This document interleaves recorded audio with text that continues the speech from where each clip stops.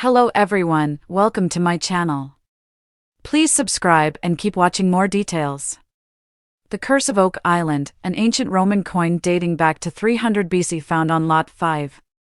There was major excitement on this week's The Curse of Oak Island when the team learned about the discovery of an ancient Roman coin thought to date between 300 BC and 600 AD. Last night's episode was full of lots of new information that will cause the guys to think again. At the Money Pit, the borehole drilling team went in search of a tunnel but was left flummoxed when they found a new shaft instead. But perhaps the most significant discovery from last night centered around a tiny artifact from Gary Drayton's top pocket. Alex Lagina and Jack Begley invited coin expert numismatist Sandy Campbell into the interpretative center to take a look at the half-coin Gary discovered last week on Lot 5.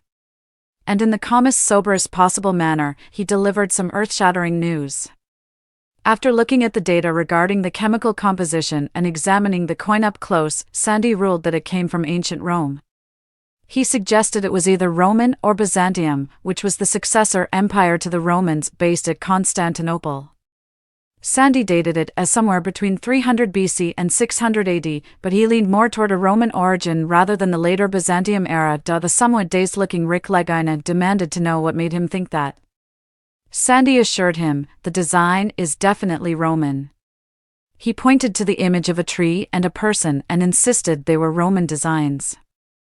The next question was, what on earth is it doing on Oak Island? This was something Sandy was unable to answer and something that will need further investigation. As we've come to expect, narrator Robert Clotworthy began making some wild connections, suggesting the coin may be related to the Roman road visited in Portugal last season and the Swamp Stone Road. It's possible he's correct, but the guys will need to do a lot more proper investigation. Meanwhile, at the Money Pit, the drill team was attempting to chase a tunnel they happened upon a few weeks ago near the garden shaft. This tunnel had been encountered at a shallow 70 feet, leading the guys to speculate it may lead to an offset chamber. The guys decided a new borehole was needed to see where the tunnel led.